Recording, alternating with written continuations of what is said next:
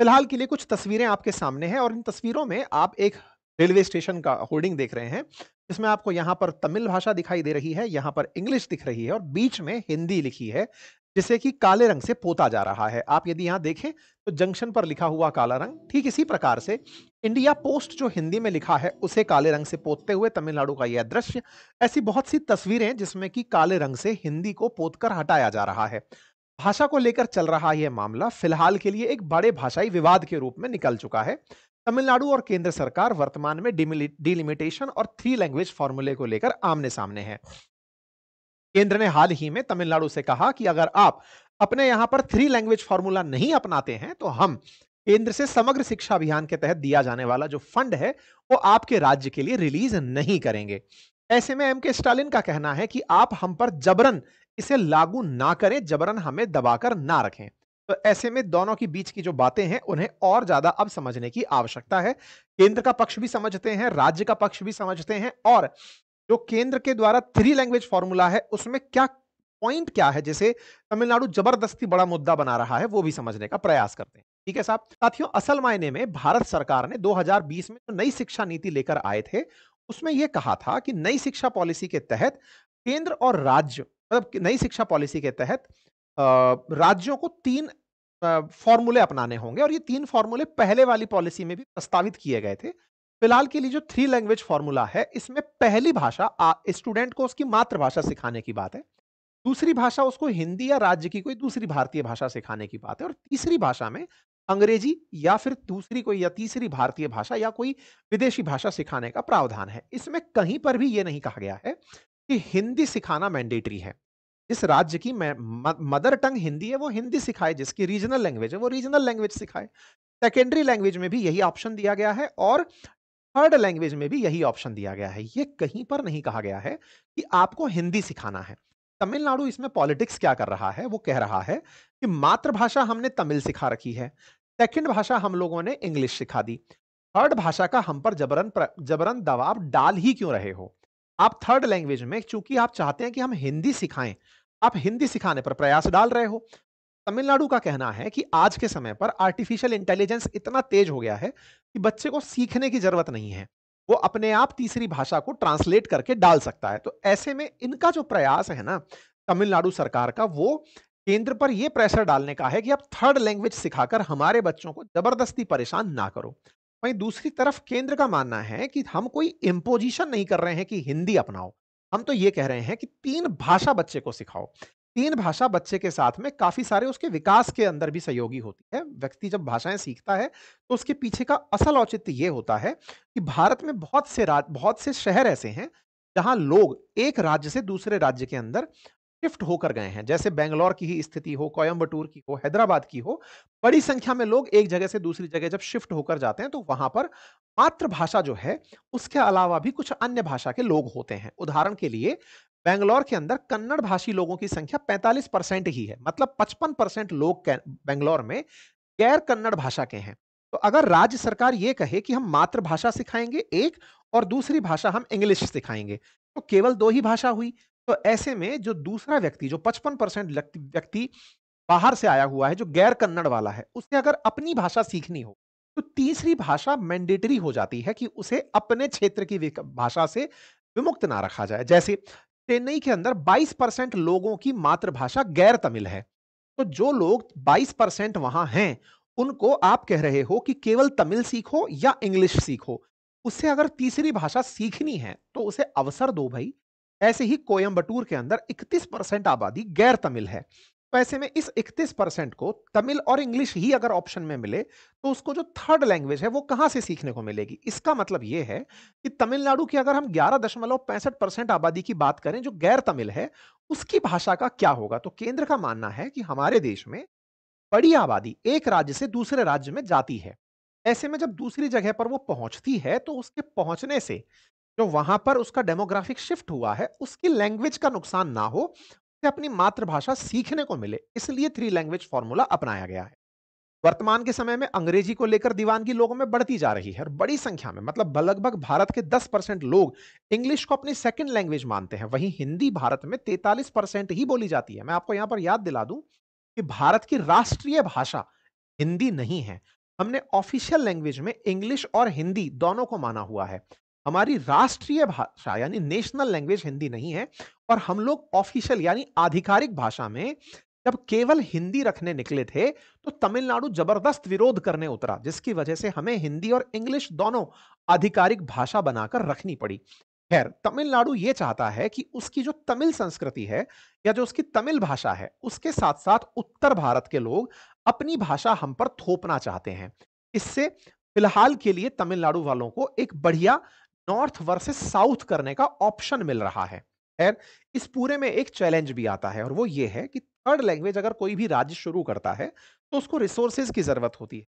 इसकी वजह से उसको पैसे का अतिरिक्त बर्डन मिलता है। ऐसे में उसको हो सकता है कि इतने अच्छे टीचर्स भी ना मिल पाएँ, जो कि तीसरी भाषा सिखा पाएँ। तो इसके लिए सरकार समग्र शिक्षा अभियान के तहत फंड देती है। फिलहाल सरकार ने वही फंड रोक दिया। कहा है कि अगर आप 2 लैंग्वेज फ़ॉर्मूला चला रहे हैं, तो चलाते रहिए, फिर हमसे फंड क्यों माँग रहे हैं? तमिलनाडु कहता है, हम तो 2 लैंग्वेज फ़ॉर्मूले पर ही खुश हैं। तो ये तो बात हुई तमिलनाडु की। अब हम बात करते हैं आंध्रा की। तो आंध्रा तेलुगु भाषी देश है, तेलुगु भाषी राज्य है। वहाँ पर चंद्रबाबू नायडू जी की सरकार है। उनसे भी यही सवाल पूछा गया कि सर, आपके यहाँ पर क्या है? भई आपके यहाँ तेलुगु है और इंग्लिश है, तो क्या आप भी हिंदी का विरोध करते हैं? तो चूँकि आप इस समय गठबंधन सरकार में हैं केंद्र के साथ, तो इन्होंने कहा 3 क्यों? हम तो 10 भाषाएँ चाहते हैं। हम चाहते हैं कि हमारे राज्य के अंदर 10 भाषाएँ हों और ऐसे में हिंदी को भी प्रमोट करें और भाषाएँ भी हमारे राज्य के अंदर फ्लरिश करें। बस जितना ज़्यादा लोग भाषाएँ सीखेंगे, उतना हमारे लिए अच्छा है। खैर, जब बात तमिलनाडु के हिंदी विरोध की हो, उसका इतिहास बड़ा पुराना है। बीच में 1937 में मद्रास प्रेसिडेंसी के समय ब्रिटिश शासन काल में हिंदी को अनिवार्य भाषा बनाने का प्रयास हुआ था, लेकिन उस समय इसका विरोध द्रविड़ कड़घम करके जो पार्टी है, जिसको बाद में डीएमके नाम मिला, उसने किया। 1940 में हिंदी को स्कूलों से फिर केंद्र को हटाना पड़ा, यानी अंग्रेजों को भी हटाना पड़ा। 1965 में जब केंद्र सरकार ने हिंदी को देश की एकमात्र आधिकारिक घोषणा भाषा बनाने की घोषणा की, तो तमिलनाडु में बड़े पैमाने पर विरोध हुआ, जिसमें कई छात्रों की जान चली गई। फिर आंदोलन के चलते केंद्र को पीछे हटना पड़ा और हिंदी के साथ-साथ इंग्लिश को फिर आधिकारिक भाषा बनाना पड़ा। तो भाषा के आधार पर तमिलनाडु लंबे समय से नॉर्थ वर्सेस साउथ की राजनीति करने में लगा हुआ रहता है। ऐसे में एक बड़ा सवाल यह है कि ऐसे में कांग्रेस क्या सोचती है? तो देखिए, कांग्रेस न्यू एजुकेशन पॉलिसी से भी विरोध में थी। उनका तो मानना यह है कि ये आरएसएस की आइडियोलॉजी से लाई गई पॉलिसी है। इसके बारे में कोई बड़े शिक्षाविदों के साथ में चर्चा नहीं हुई है। कोरोना समय पर लाना समय की गलती थी। ऐसे में कांग्रेस का स्टैंड एजुकेशन पॉलिसी के ही खिलाफ।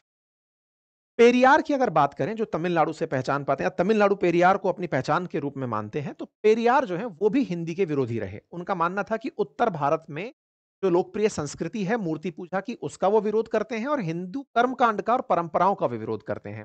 तो ऐसे में जो तमिल की यानी कि तमिलनाडु की जो राजनीति है, वो राजनीति हिंदी और हिंदू प्रथाओं के विरोध में रहती है। ऐसे में वर्तमान में बीजेपी 2026 के चुनावों में जाते समय वहां पर ट्राई लैंग्वेज फॉर्मूला लेकर इलेक्शन में उतरने वाली है। देखना होगा कि जब यहां पर इलेक्शंस में ये एक बड़ा मुद्दा बनेगा, तो तमिलनाडु के अंदर पूरी जो कन्वेंशनल पॉलिटिक्स चली आ रही है, वो पॉलिटिक्स है दो भाषा को लेकर के कि हम तमिल चलाएंगे और इंग्लिश चलाएंगे, हिंदी नहीं चलाएंगे। इससे हम अपना नॉर्थ के खिलाफ विरोध मानते हैं। लेकिन आने वाले समय में कैसे इसे केंद्र अपनी राजनीति के रूप में वहां ले जाता है, ये देखने का विषय होगा। उम्मीद है कि आपको पहला विषय तमिलनाडु और केंद्र के बीच के कन्फ्लिक्ट का क्लियर हुआ होगा। अब हम दूसरे विषय पर चलते हैं। दूसरा विषय है परिसीमन का।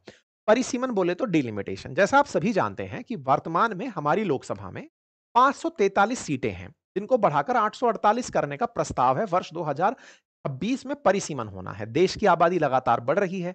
ऐसे में 543 सांसद 140 करोड़ जनता को रिप्रेजेंट करें, ये सही रिप्रेजेंटेशन नहीं है। इसीलिए नए संसद भवन का निर्माण हुआ। नए संसद भवन का निर्माण हुआ तो जनसंख्या को रिप्रेजेंट करने के लिए सांसदों की संख्या बढ़ाया जाना प्रस्तावित हुआ। ऐसे में जिन राज्यों में जनसंख्या ज्यादा बढ़ गई, उनके ज्यादा सांसद होंगे और जिनकी जनसंख्या कम रह गई, उनके कम सांसद होंगे। अगर ये इस तरह से बात निकल कर आए, तो ये तो तमिलनाडु के लिए बड़ी ही नकारात्मक बात है। क्यों? क्योंकि तमिलनाडु ने जनसंख्या उस क्रम में नहीं बढ़ाई जितना उत्तर भारत के राज्य बिहार, उत्तर प्रदेश, मध्य प्रदेश, इन राज्यों के अंदर बढ़ी। ऐसे में जनसंख्या के अंदर अंतर जो हुआ, उसका नुकसान तमिलनाडु को झेलना पड़ेगा, ऐसा एम के स्टालिन जो वहां के सीएम है, उनका कहना है। इसके चलते उन्होंने ऑल पार्टी मीटिंग बुलाई। हालांकि उस ऑल पार्टी मीटिंग के अंदर बीजेपी ने उसका बहिष्कार किया। उनका कहना है कि भैया एक बात बताइए, जनसंख्या की तो अभी तक गणना हुई नहीं है। बिना जनसंख्या के 2026 में आप परिसीमन कर देंगे। ऐसे में तो हमें सीधा-सीधा नुकसान और हो जाएगा क्योंकि हमने जनसंख्या नहीं बढ़ाई। इस वजह से पहला तो इन्होंने अपने लोगों से कहा है नवविवाहित दंपतियों से कि भैया खूब सारी संतानें पैदा करो ताकि हमें परिसीमन का नुकसान ना हो, पहली बात। विधानसभा में या 234 सीटें हैं, वहीं पर लोकसभा में 39 सीटें इनकी आती हैं तमिलनाडु की आती हैं। अगर परिसीमन होता है, तो परिसीमन में इतना प्रोपोर्शनेटली सीटें नहीं बढ़ेंगी, ऐसा तमिलनाडु का डर है। तमिलनाडु का मानना है कि हमारी जनसंख्या उस अनुपात में नहीं बढ़ी, जितने अनुपात में उत्तर भारत की बढ़ी है। तो ऐसे में हमारी सीटें अगर 39 से ज़्यादा बढ़ी भी, तो फिर और राज्यों की तरह नहीं बढ़ेंगी, तो इसका इलाज क्या है? तो इसके लिए इनका मानना है कि 1970 में जितनी पॉपुलेशन थी, उसी को आधार मानकर परिसीमन कर दो। इसके लिए तमिलनाडु लगातार केंद्र से इस बात पर बहस कर रहा है कि आप हमको केंद्र में रिप्रेजेंटेशन ही नहीं देना चाहते, जिससे जब केंद्र में हमारा रिप्रेजेंटेशन नहीं होगा, तो हमारी बातें कौन रखेगा? हालांकि केंद्र सरकार ने साफ कहा है और अभी अमित शाह जी ने भी इसे स्पष्ट किया और कहा कि जिन राज्यों की जनसंख्या नहीं बढ़ी, उन्हें आनुपातिक रूप से प्रतिनिधित्व मिलता चला जाएगा। मतलब अगर उत्तर प्रदेश के अंदर 20 लाख पर एक सांसद बनेगा, तो हो सकता है तमिलनाडु में 10 लाख पर एक सांसद बने। क्योंकि जनसंख्या के उसी प्रपोर्शन में हम सांसद बनाएंगे, जिस सांसद को अभी जिस प्रपोर्शनेट तरीके से होकर परिसीमन चल रहा है, ठीक है? तो परिसीमन को लेकर के फिलहाल एक बड़ा विवाद है और सोचने वाली बात है कि हो सकता है कि तमिलनाडु इस विषय को अपनी लोकल राजनीति के अंदर बड़ा बना दे कि उत्तर वालों ने तो जनसंख्या बढ़ा ली, उत्तर वाले तो हम पर हिंदी थोपना चाहते हैं, परिसीमन के माध्यम से हमारा नुकसान करना चाहते हैं और इसका फायदा वो वहां के विधानसभा चुनावों में उठाए।